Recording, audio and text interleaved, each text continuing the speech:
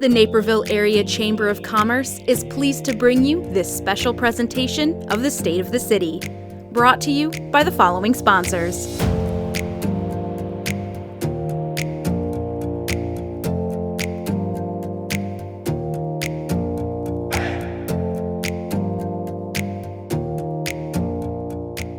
I'm Kaylin Risvold, President and CEO of the Naperville Area Chamber of Commerce.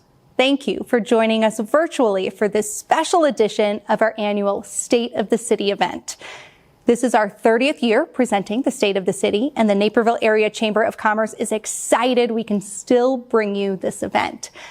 Though it may be a little bit different, we want you, our members, and our friends to know that we are still working to move your business forward. I need to first and foremost thank the City of Naperville and Mayor Steve Jericho. The city has always been a fantastic partner, and this year is no different. They have been with us every step of the way, from postponing our in-person event to pivoting the program into this virtual event. So thank you for your patience and your support. The Chamber would like to thank our presenting sponsor, Navistar, for their generous support of today's event. We also want to thank BMO Harris as today's virtual event sponsor, and Naperville Bank and Trust and BP for being our supporting sponsors. Also, thank you to Right Size Facility. And we do have some great partners who have committed to being our virtual table sponsors today. So thank you for your support of our reimagined event. It's through the continued support of our sponsors that allows the Chamber to continue to move business forward. We have Mayor Steve Jericho with us today to present the 2020 State of the City Address. Mayor Jericho is a lifelong Naperville resident, proud business owner, and advocate for our businesses. Now in his second term, we thank the mayor for his approach to responsible development, financial responsibility, and our community's safety, as well as his smart leadership through the COVID-19 pandemic. The mayor is fully committed to both our community's health and safety, as well as Naperville's economic recovery. Now it is my pleasure to introduce you to our mayor, Steve Jericho. Thank you, Kaylin. It's a pleasure to present my fifth State of the City address virtually to you all. This is a very different way of sharing the city's news, but as you all know, these are very different times. It's important that we use technology and a little creativity to look back on the past year and share what's ahead. But I will miss your enthusiasm and your applause throughout this speech. Maybe we can set the scene with a little round of virtual applause to kick things off. There we go. That's more like it. I want to start by recognizing those who helped make this special presentation possible.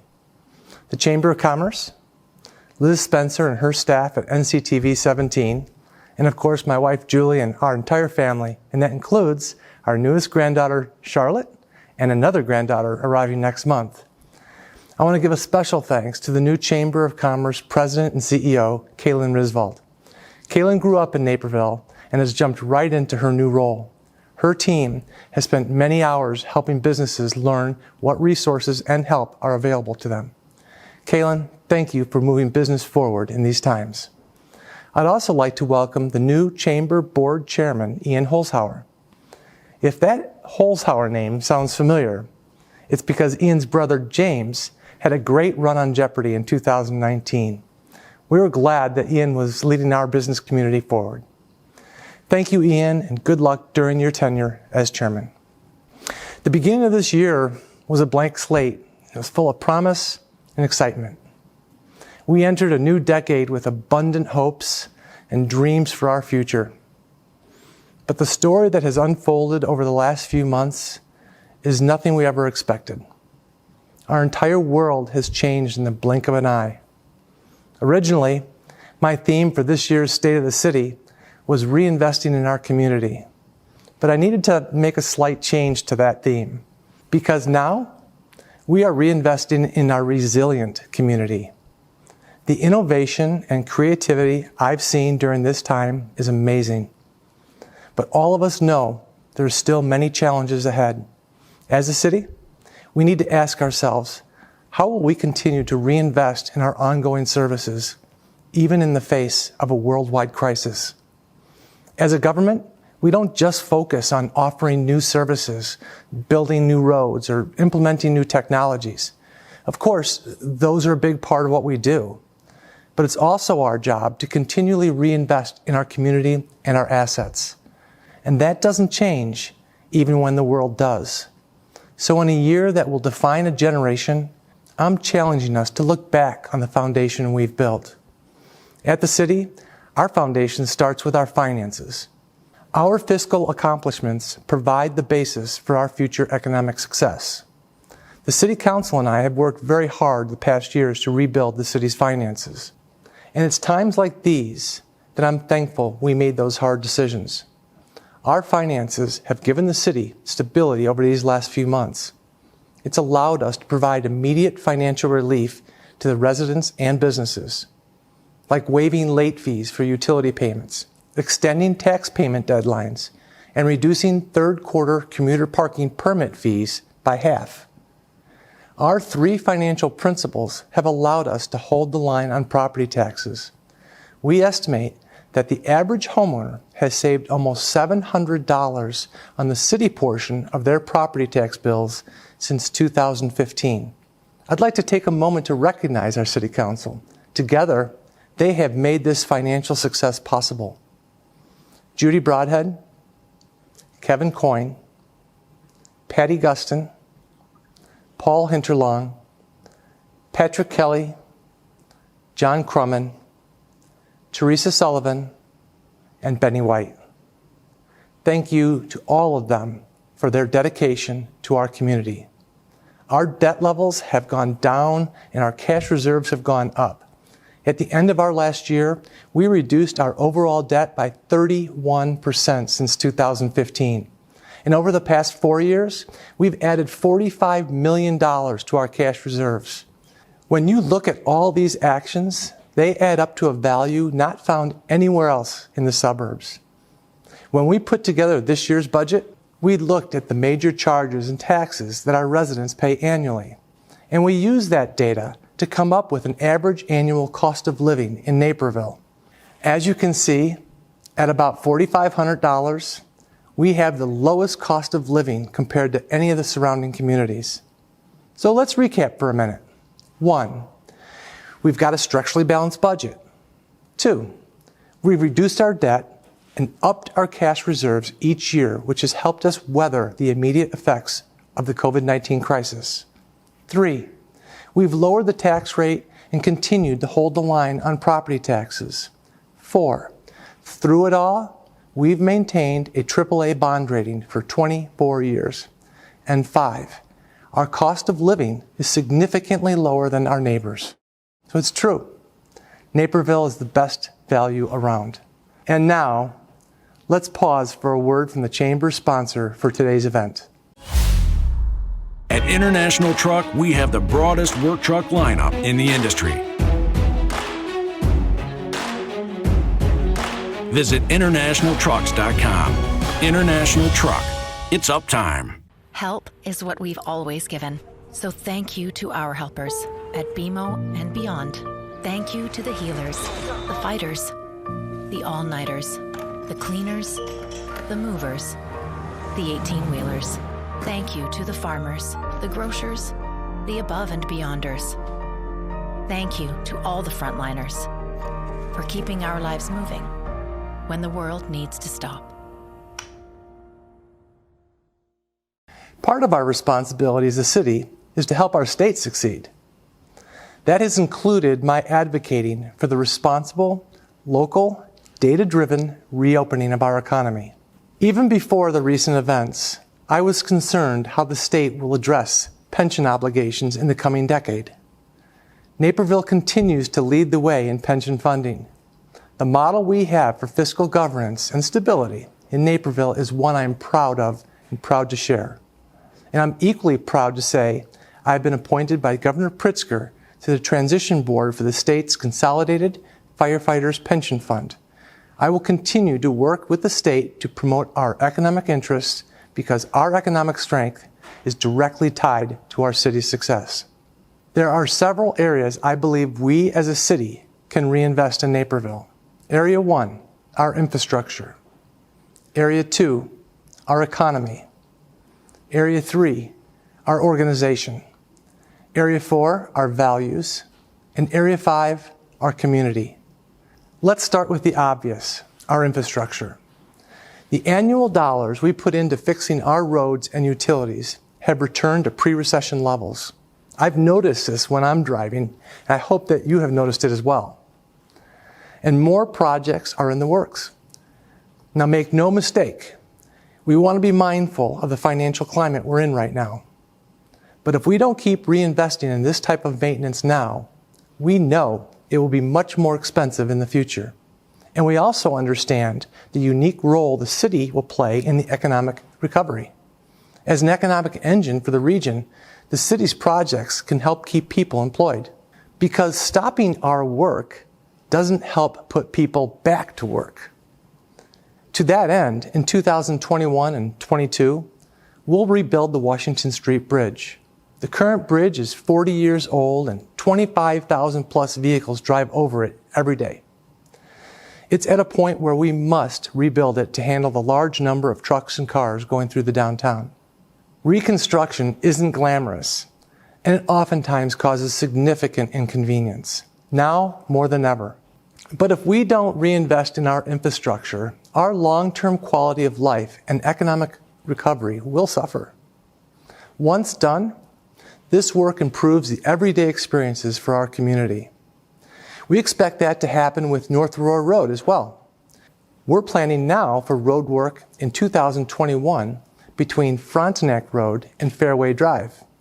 And in 2022, we'll replace the railroad bridge and increase the number of lanes in this vital link between Naperville and Aurora.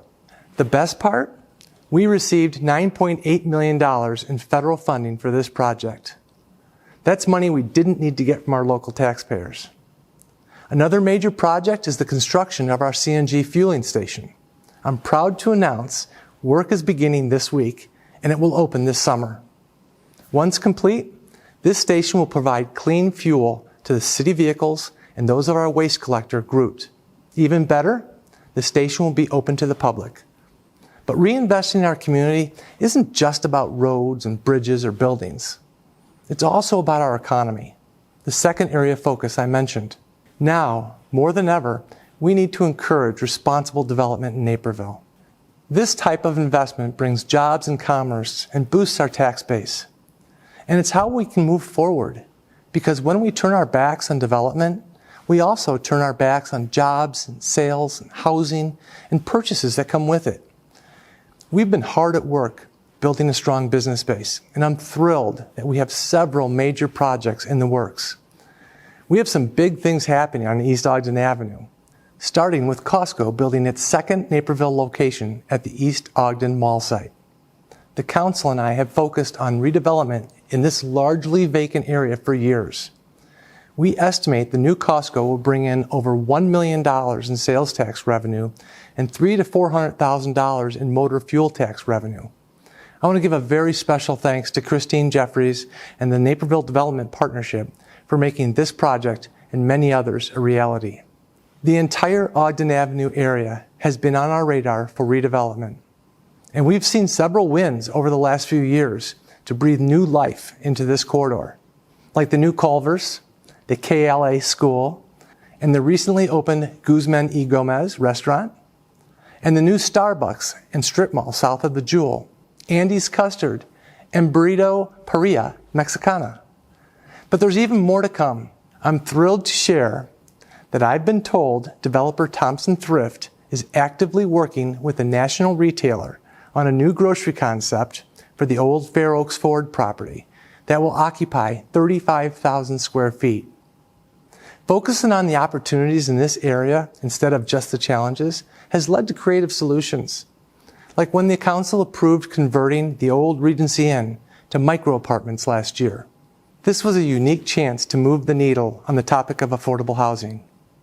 But the news doesn't just stop on the east side. Moving south, I'd like to remind you of the good news that made headlines. The old Dominic's at the Route 59 and 95th Street is officially becoming the first Amazon grocery store in the Midwest. All of these things are outstanding examples of reinvesting in our existing retail space. Another great example is the Westwood Court on Route 59. By adding new retailers and modernizing the space, this has brought new activity and vibrancy to this key commercial corridor. And we continue to seek innovative ways to fill vacancies and develop new spaces. As the state's largest economy outside of Chicago, we must lead the way in out-of-the-box thinking, especially now. For example, last year, the council said we would consider business districts to help develop certain areas. The Mall of India on Route 59 helped bring about that discussion. Along with the old Walmart building, the owners of that mall have also purchased the old Sam's Club. It will eventually become a mixed-use facility that celebrates creativity in a global setting. In addition to the Matrix Club and Convention and Banquet Center, it will also be the home to the Matrix Room and Lounge and the Drishti Center for Performing Arts. This means that 250,000 square feet of vacant space is set to be repurposed and put back on the tax rolls. Staying on top of modern development trends is critical, and we believe that trend won't go away in the current climate. It just may be a little modified.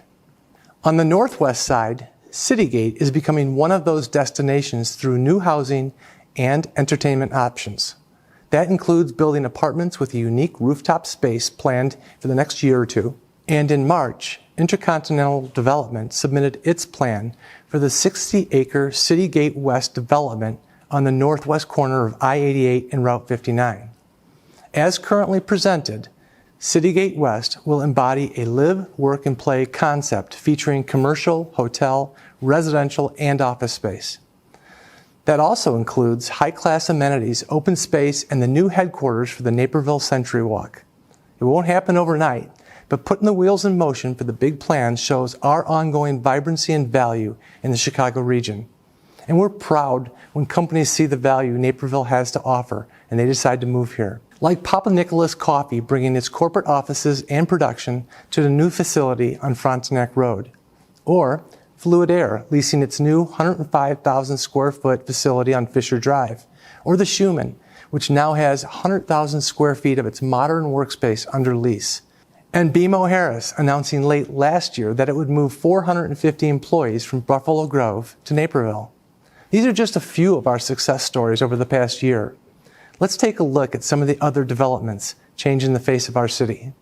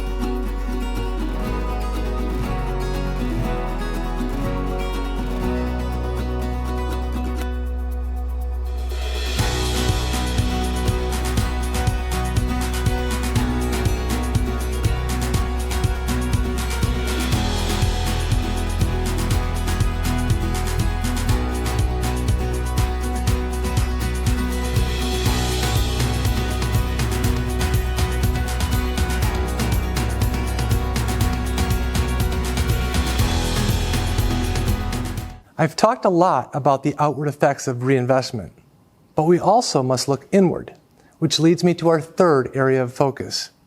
Reinvestment in the city as an organization is what will keep us ready to respond to the challenges and opportunities now ahead of us.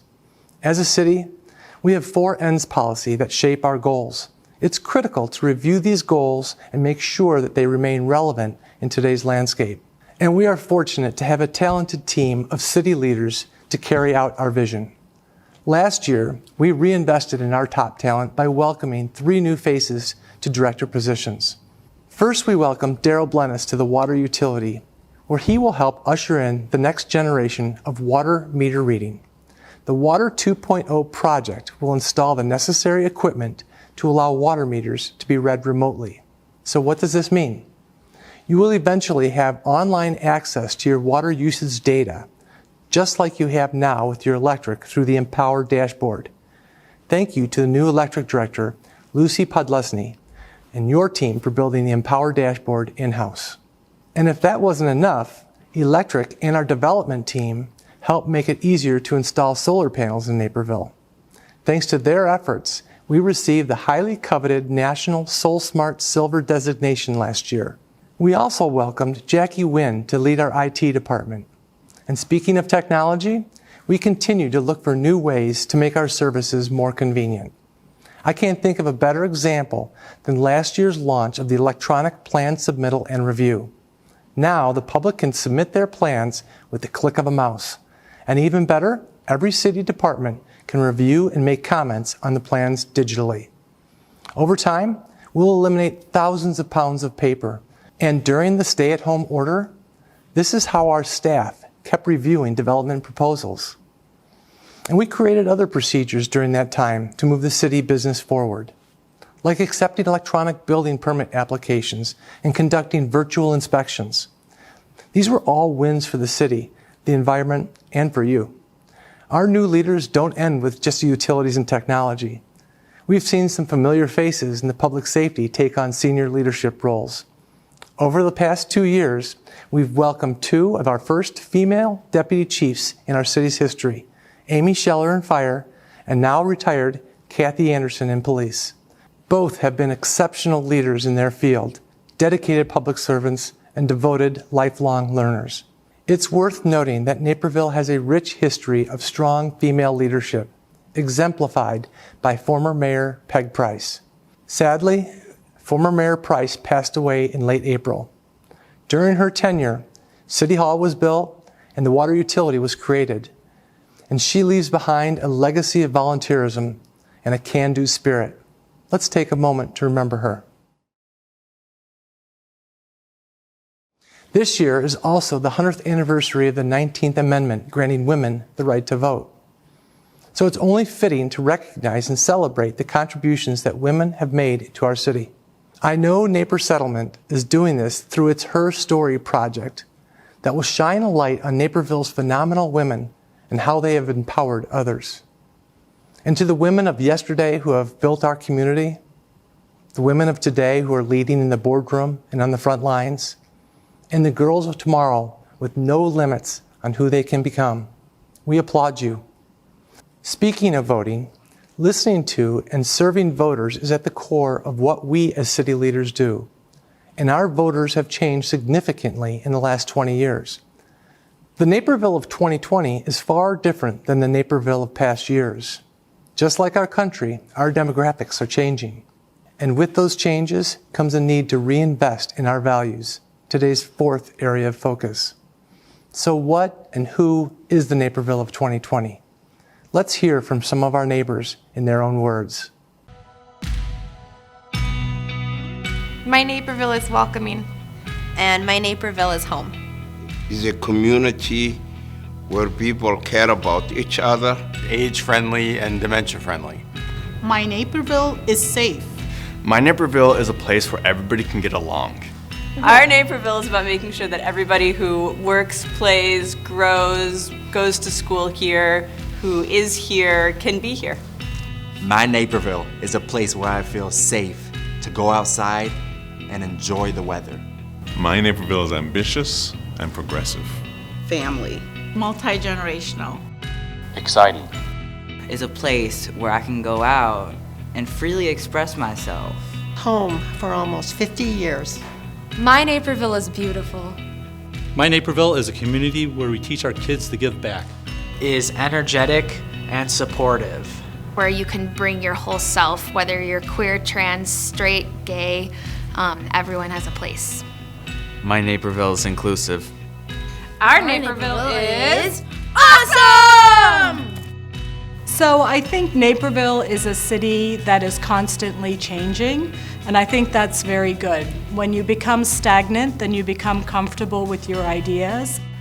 In the last 2 years, we've had tragedies to the Jewish community in Pittsburgh and in Poway, California, and the response from the religious community has been wonderful. I see a shift towards involvement and organizations that honor the worth and dignity of all people. I immigrated to the United States 10 years ago, and I have been working and living in Naperville for almost 4 years. This is my husband, Andres. We met in Naperville and we got married in Naperville. What I really appreciate about Naperville and diversity and inclusion is the fact that they're willing to listen. The fact that they understand that there's work to be done. I, as a person with a disability, a hidden disability, multiple sclerosis for 40 years, and a visible disability for 5 years from a fractured back, am looking to see more inclusion for persons with a disability. It means a lot to me that the city is at least willing to listen to ideas. I want Naperville to continue to be a place where we can all raise our families in a safe environment and welcome new families into that safe environment as well. I belong to this beautiful community. I belong. I belong. We belong. We belong. I belong. I belong. I belong.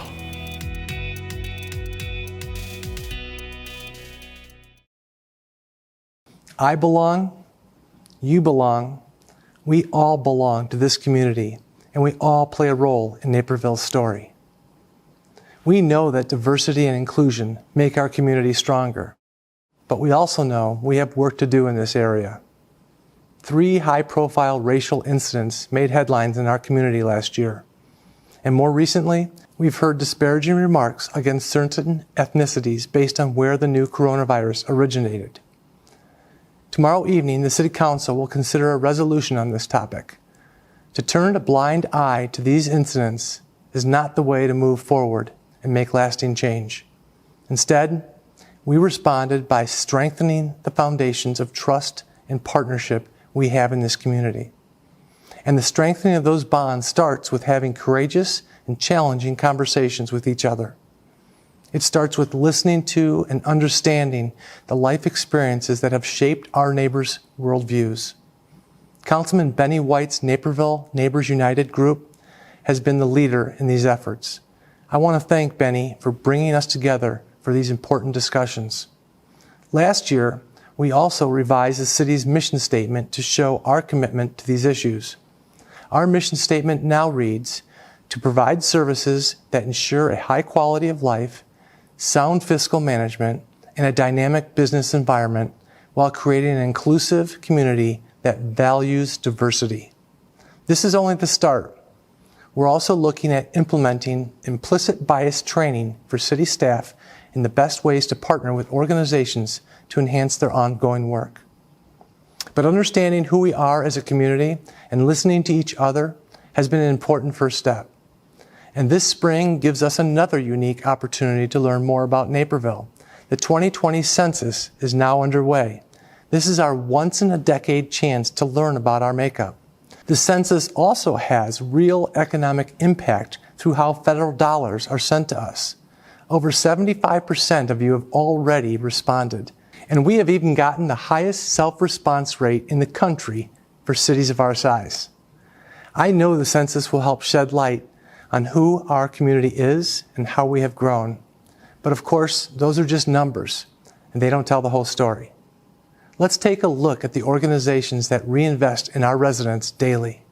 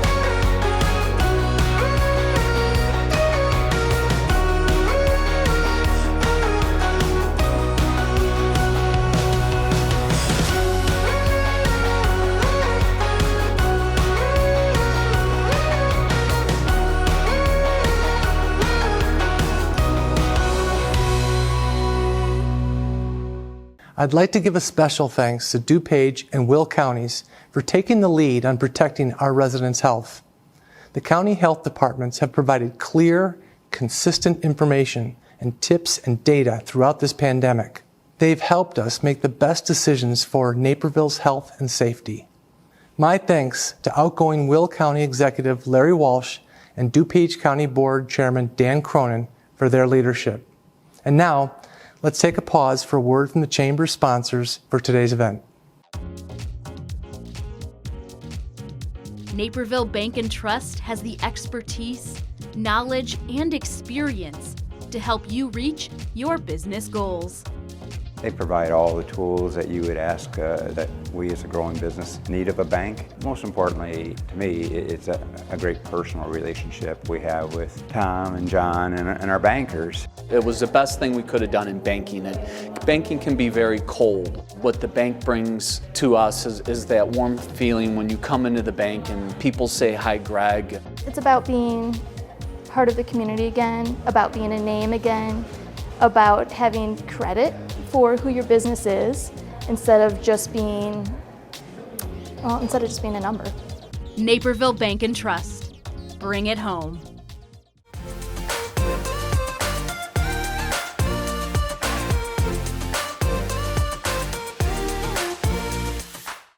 I've talked a lot about reinvesting in our infrastructure, in our economy, in our organization, and our values. All of those actions are the basis for how we are reinvesting in our community. My fifth and final area of focus today. It's by continually raising the bar that Naperville was recently named the safest city in America and made Money Magazine's Best Places to Live list last year. Safety is a big reason why we keep receiving these awards. Our public safety teams continue to reinvest in themselves and the community through data-driven innovation. Through crisis intervention team training and grant funding exercises with our neighbors in Aurora, we've seen education lead to positive outcomes in our neighborhoods. And this year, the police department will hire 4 uniformed officers to serve as a strategic patrol unit. The unit will focus on community-based concerns and trending crimes that data shows take more time and resources to handle. And they can supplement our patrol officers to help keep those officers on the beats. Our fire department will continue focusing on community risk reduction programs, like the senior home safety surveys they've offered. Naperville's senior population is growing, and these visits help identify potential fire or injury hazards before they become an issue. I'd like to give a special thanks to Police Chief Bob Marshall and Fire Chief Mark Pagnitis for their continued leadership in keeping Naperville safe. Reinvesting in our community also means preparing for the community's future, which includes land planning. Naperville's Master Land Use Plan is our blueprint for the growth and development. Last year, we started the process of updating this plan to include new concepts and trends. It will provide a clear guidance to everyone, the public, developers, and community leaders on how Naperville will move forward. The plan is being finalized and will come before City Council at some future date. And this plan also dovetails with housing, another area of special focus. The housing needs of our seniors and recent graduates requires creativity to address. Smaller spaces, affordability, and walkability are items these groups desire. And I believe the Fifth Avenue project remains an outstanding opportunity to address these issues. Now more than ever, we must look at how our development decisions today impact our economic recovery tomorrow. Ryan Companies has given the city a revised design for this area along with anticipated costs. We have a once-in-a-lifetime opportunity to take this land and make it benefit the entire community, the commuters, residents, the downtown, everyone. Large-scale discussions like these require time, deliberate thought, and forward-thinking policy. And while you may not see the results in short order, over time, that planning will make a difference. Our infrastructure, our economy, our organization, our values, and our community. Together, these are the unshakable foundations of Naperville's future. And together, these are the foundations of a city whose residents care about one another. Our future may look a little different now, But what hasn't changed is the kindness and compassion and generosity that I see every day. These small actions are how we all reinvest in our resilient community and each other. Over the past 2 months, I've seen so many neighbors and friends put we over me. They've supported our businesses and they've supported each other. And those relationships are what will move us forward. By facing our challenges together and using innovation and creativity to drive our recovery, we'll rise above the circumstances of today and into a better tomorrow. Thank you so much for your support, and be well. And thank you so much to Mayor Jericho and the City of Naperville for your valuable reflection on our city. Thank you again to our presenting sponsor, Navistar, our event sponsor, BMO Harris Bank, and our supporting sponsors, Naperville Bank and Trust, as well as BP. Also, thank you to Right Size Facility. It's through all of our sponsorships that we've been able to bring you this special edition State of the City event. It's not quite how we imagined our 30th year celebration would go, but we wanted to get this information to you, even if it was presented in a different way. If you'd like to learn more about the Naperville Area Chamber of Commerce and our virtual programs, visit naperville.net. I look forward to seeing you around virtually and learning more about how the Naperville Area Chamber of Commerce can help move your business forward.